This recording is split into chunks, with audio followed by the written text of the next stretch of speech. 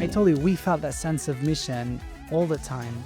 And because at the end, it's our brother and sister. I'm not fighting to someone far away.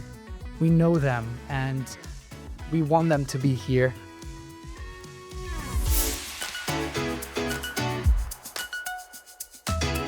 Welcome back, everybody, to the Quad Interviews. And this week, I really have a very meaningful, a very special guest. His name is Elkana Cohen. His friends in the army know him as Kuno. And Elkana did, as many incredible and brave soldiers did, hundreds of days of reserve duty. But Elkana decided that he was going to write about his experience. Welcome, Elkana. Thank you. Thank you for having me. It's wonderful for you to be on our show. I'm actually humbled because since you wrote this book that was scooped up by a publishing company and then quickly translated, it has gone around the world. The foreword has been written by Mark Levine, no less. You have a copy given to Trump, who signed another copy, and you've really been everywhere because your book has touched a nerve. But I want to go back because you weren't a writer, you weren't an author, you were a soldier. Tell us what happened and decided that you were going to start writing. First of all, thank you again for having me. It's a privilege for me. And we've been through a lot. And after 6 days of fighting at the Gaza Strip, which I couldn't communicate with my wife, I realized that I have to write a letter to her. And Elkana, 1 second. When were you called up for reserve duties? October 7th happens, the horrors happen. When are you called up? so on October 7, 5:30 in the morning, 1 hour before everything started, my wife woke me up and she was terrified. She told me that she had a nightmare. Oh my God. And in her nightmare, hundreds of terrorists were chasing us, and I couldn't use my gun, which I'm usually have in order to defend ourselves. I hugged her. I told her, Shiran, don't worry, nothing will happen. And we both went back to sleep. But an hour later, I was waking up from the siren and the Iron Dome system that was activated. We slept in our in-laws. It was holidays, as you all know. And we slept in the bomb shelter, which was the only room that was available. And I was waking up and I saw Shiran's entire family surrounding us. I didn't understand exactly what's happened. And to be honest, I just turned to the other side, went to sleep. And I told myself I can't open my eyes because if I'll start talking, I probably will wake up. And so I went back to sleep. But then I woke up 30 minutes later. And something with the dream and the siren made me understand that something serious is going on. So I ran into my house, my phone, called my commander, and asked him what is going on right now. And he told me something bad going on right now in the south. Just prepare everything you can and get ready. And by that time, I got another phone call of my friends from a unit who told me that not only me, but also Shiran, my wife, got called up. Me and my wife both served in Duvdevan. Your wife? Yeah. What does she do in a combat unit of men? Classified. No, but she's doing fabulous thing and very important things. Is that where you met? Yeah. Oh, beautiful. Yeah. So a romantic story coming out of the army. Definitely. Okay. So you get called up. When do you get to the field? So after that, I drove into my base with my wife together. And then one of my friends, which used to serve with me during my training course, called me and told me, Kuno, our team got called to the south, first of all, to Bilu. It's a base, and please join us. And usually before the war, I didn't had any combat position. I used to be an officer in Duvdevan, but then I moved and I was in charge of combat experience during training for the soldiers. But that day I understood that I can't stay home and I have to participate something and do something to our country. So I moved, I drove to their base, and then we went through 3 weeks of preparation, which was very hard for us because we were eager already to go and fight for our people, but it was a chaos. It was chaotic, and I think also Israel was waiting to go in and not go in impulsively. I don't think people understand that it took us 2.5 weeks to start the ground invasion, Yeah. which is not impulsive when you think about what was done to us, No. but it was chaos. Yeah, it was chaos. We've been told to get ready to grounded maneuver in Lebanon, then something in Iran, then something in Gaza. Like we didn't understand what are we gonna What are you doing? Yeah. But after 3 weeks of preparation, we got to the grounded maneuver.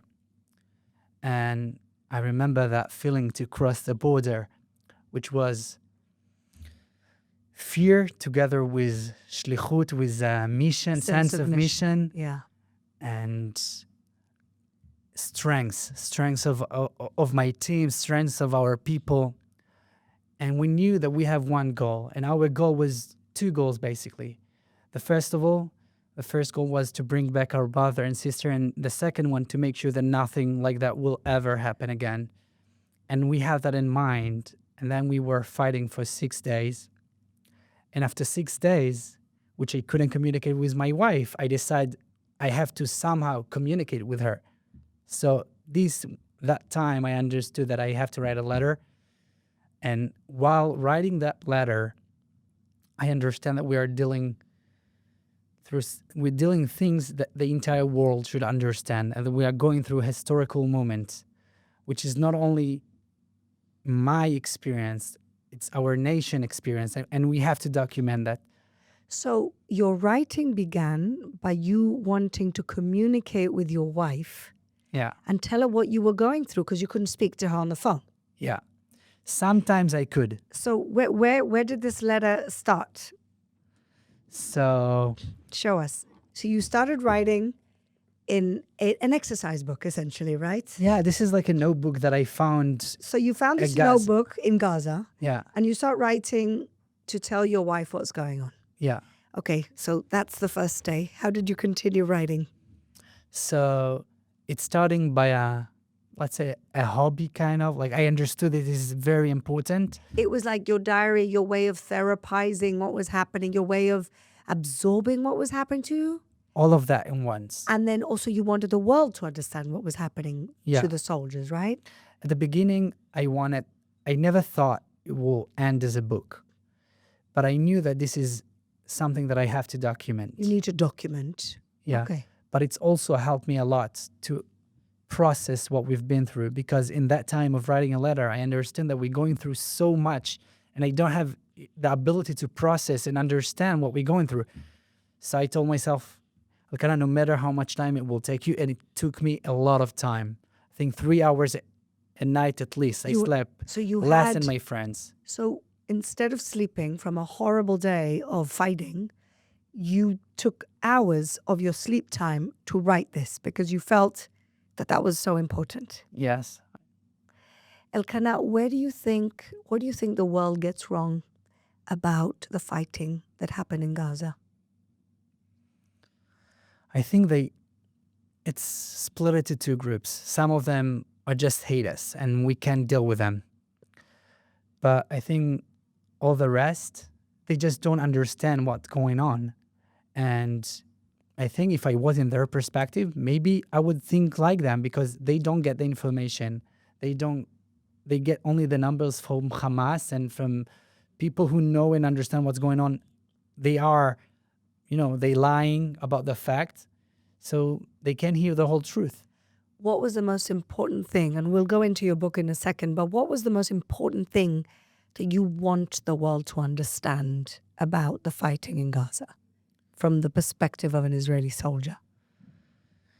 I want them to be able to get into our boots, to understand our delay through that fight, through the combat, to understand that we are human beings, that I'm an expecting father, I'm a newlywed. The last thing that we all want to do is to participate war. We rather to have a boring life with our family. We don't want this fight at all, but we understand that we have to fight for our people, because if it wasn't for us, we're not going to have no states. And to be honest, I'm always saying that we are defending the world because we fighting people, terrorist organization, who want to wipe out not only the state of Israel, but the entire West, and they're fighting against any West values. So we're trying our best, but while we fighting to bring back our brother and sister, we basically protecting the world. And Elkana, what do you think, when the world tries to demonize the Israeli army, saying that we're, committing genocide and other such blood libels that the Jewish people have had against them for thousands of years. But you as a soldier, you were there. War is ugly. War is really ugly. But what can you say to those who claim that there is evil intention to Israel's defensive actions in Gaza? I would like to share one of our experience at Gaza. Shall I share the one about the human shields? Yeah, but I want to say the first part and then you'll read it. Okay. So basically, one of the time we were needed to concrete a school. And we knew that that school was full with civilians, but we also knew that that school was full with terror infrastructure. Right. So we knew that we have to concrete that school, but we didn't want to hurt those civilians. Yeah. So we start calling them all out. No one With left with a microphone, like with a Yeah. megaphone, saying leave. and no one left the area. We didn't understand why. So we used a drone in order to scan that school from above. And then we saw that there is Hamas guards inside that school that didn't let those civilians to leave the area. So Hamas was holding their own civilians hostage in that school. But more than that, from the drone, it seems like a 5-year-old kid who tried to run away, and one of the Hamas guard took his AK-47 and killed that Killed a 5-year-old kid who tried to run in away. front of his mom. And in that point, we understood that we have to kill those guards not only for our sake, but also for those civilians' sake.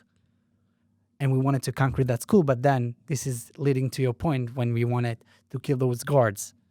And what they do Yeah. to protect themselves. Okay. So you've asked me to read out a very moving passage about the snipers trying to get rid of the terrorists. When I spoke to one of the snipers, he told me that the terrorist had gone up to the roof and faced us, holding a baby to protect himself. The baby belonged to one of the women who surrounded him. The terrorist knew that the baby would provide him with the best cover he could ask for, our morality. The uncompromising and unequivocal morality of the IDF. Behind him, there was no friend he wanted to protect in the name of friendship and camaraderie, just a scared photographer trying to catch the moment when the occupation army shoots an innocent baby. But we're better than that. On one occasion, he goes out to the balcony, surrounded by women and children. One of the women moved ever so side, and that was enough for our snipers. Sasson pulls the trigger, and the terrorist falls. In one brief moment, the whole situation changes. The women and children start screaming, and the terrorists who were behind them take him, and within a few seconds lay him on a door that they use as a stretcher. It was swift and impressive. They seemed to be used to this already. In the background, an announcement in Arabic calls again for civilians to leave the area around the school. The announcements, along with the killing of the guard, prompts a swarm of civilians to start to leave. So essentially, you're saving all of those civilians trapped by Hamas in that school where they shot point blank a 5-year-old boy in front of his mother for wanting to leave. Yeah. And that really is what the world needs to know. The cruelty of these people, not just to our people, but to their people, and how the IDF goes over and above, waiting for this woman or man to flinch in order to get rid of the terrorist. I think it's more than that, because in that point, we put our life on the line. They knew exactly where we were. We were, I think, 300 meters away, and they could aim any RPG that they had or sniper towards us. And yet we didn't took that shot towards that baby and, of course, or toward this guard. Because we understand that unlike those savages that brutally invaded into our country and butchered people because In their beds. because they were Jews, because not only Jews, they burn Muslims, Christian, so they didn't care. They didn't care.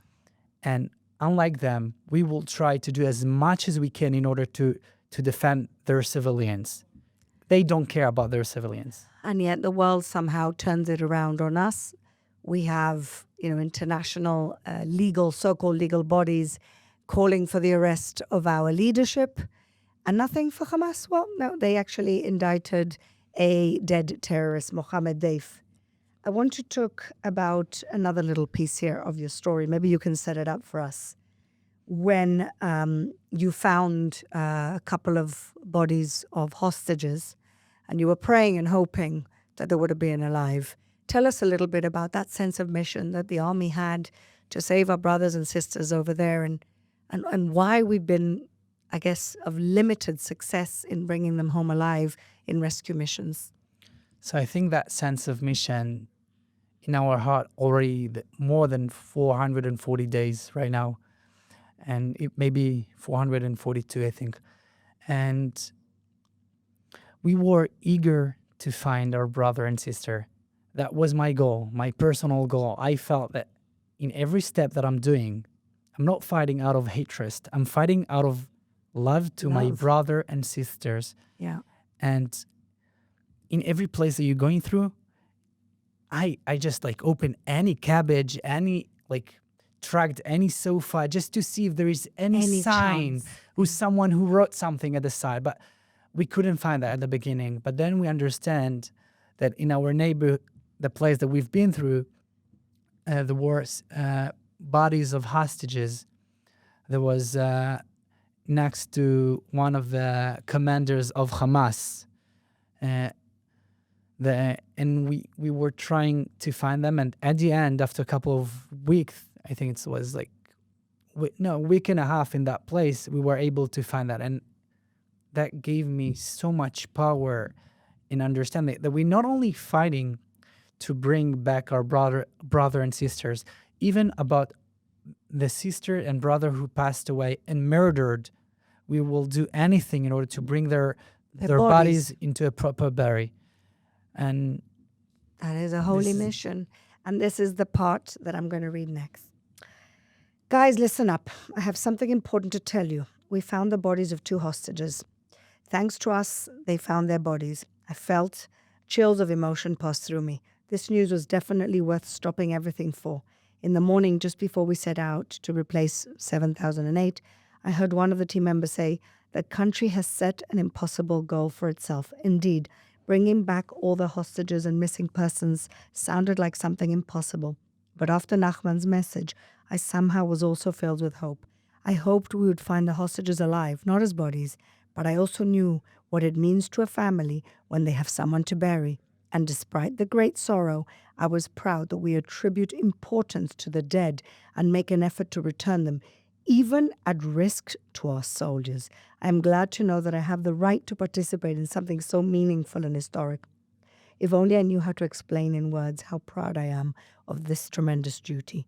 Genuine pride, real pride, Jewish pride, when everything around us is burning and the smell of war hasn't subsided. Our goal remains singular, refined, bright, unchanging. We are fighting an existential war which the state of Israel must win. I want to cry. This was our emotion. I think it's not only me. I'm describing here my emotion, but it was all of us, all of my team. We felt that we participate, and we have the honor to participate. I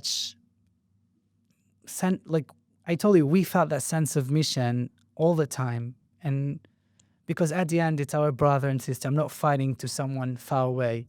We know them, and we want them to be here.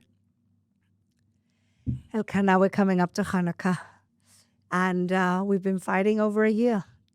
Could you give us a little bit of light in a very dark year that we've, over a year now, that we've experienced? Give us some light, please. So I really hope that I'll be able, but I can tell you that I'm 100% positive about our winning. It's might gonna take a while, but I understand after the time that I served with my friends and saw the amount of soldiers and what they're willing to do. Look, we sacrifice a lot and we put our life on the line many times, but we all do it with glad because we understand what we're doing it. As I told you before, we want to have the opportunity to live a boring life. We all But- want just right a now- boring life. Yeah, unfortunately, it's became a rare. Rare occurrence in this country. But after I saw them on, like all of my friends, I saw that we have to be together, united. But by doing that, we will be able to accomplish any obstacle, and we will definitely win. We just need to stay positive. And another thing that in the Gemara they saying, איילת השחר באה קמעה קמעה. ככל שהיא הולכת, I don't remember the entire pasuk, maybe, but what it does mean that before the redemption, before getting into that place that we're all looking for, it's very, very dark. And I think we feel this darkness. And as Rabbi Akiva said at the beginning of when he saw the Temple Mount destroyed and burning, while everyone were crying, he says, if this prophecy had happened, so definitely the second one who explaining us that the future will be good and we will be able to build the third one. So I feel the same thing right now. We witnessing to something very bad. We witnessing evil. But if it's that so much evil, I'm 100% positive about the future. Because if this happening, also the next part will happen. And I'm just looking for that. I'm waiting for it. Well, you've done your part to take us to the other side, not just as a soldier, as a warrior, as a modern Maccabee, like all of the IDF, but also by bringing us a little bit into the shoes, as you said, of those soldiers. I want to show people that these are essentially the notebooks that you started with in Gaza. And this is what it became. And everybody should get a copy and read your incredibly meaningful words and your mission to put us in that place so we can all understand where you were, where all the soldiers are, and what holy mission you're fighting for the rest of us and mankind. So God bless you. And B'Sha'a Tova for your impending fatherhood, which is coming very, very soon. It's been a pleasure having you. Thank you, Elkana. Thank you for having me. It's a privilege. And I just want to say to everyone, this is our time that we have to be united. And I think this is our mission. That has And to be the message. being united, it's not easy because people think being united with my friends. No, with our people that we disagree. To go to the places when you feel that they thinking totally the opposite of you, but to go and speak with them and to understand that this is the only way to win this war. And if I may, I want to read it in Hebrew and then you can read it in English. Okay. From my book, the last sentence that I decided to finish the book with. ועכשיו יש משימה חדשה. לא משימה שנחמן מכריז עליה, אלא משימה שכל אחד מאיתנו מרגיש עמוק בעצמות, אחדות בעם.